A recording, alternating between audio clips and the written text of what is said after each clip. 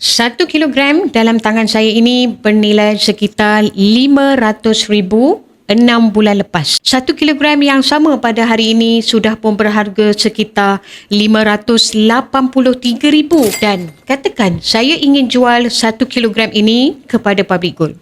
Public Gold membeli semula 1 kilogram ini pada harga sekitar RM548,000 setelah tolakan spread value 6%. RM548,000 tolak dengan RM511,000 harga beli sama dengan RM37,000 adalah keuntungan simpanan 1 kilogram emas ni. RM37,000 bahagi dengan RM511,000 dan darab dengan 100 sama dengan 7.24% selama 6 bulan selepas tolakan spread.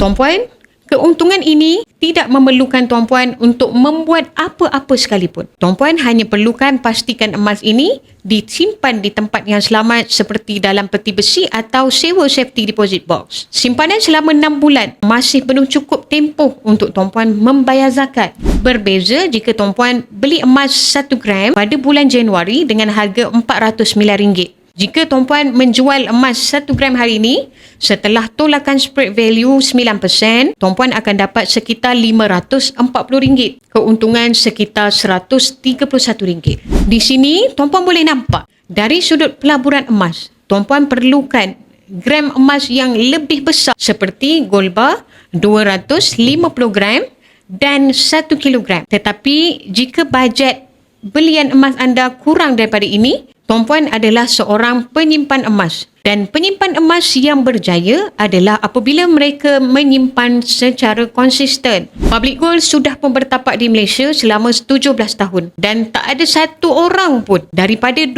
juta penyimpan emas Public Gold yang tidak dapat emasnya walaupun 1 gram. Dan inilah kredibiliti Public Gold. Bagi tuan-puan yang berminat untuk membuat belian emas Public Gold, sama ada gold bar yang besar-besar seperti ini atau menabung di akaun Masgap dengan bajet minimum serendah RM100, boleh rujuk pin video saya atau DM saya untuk langkah demi langkah simpanan emas terbaik untuk anda.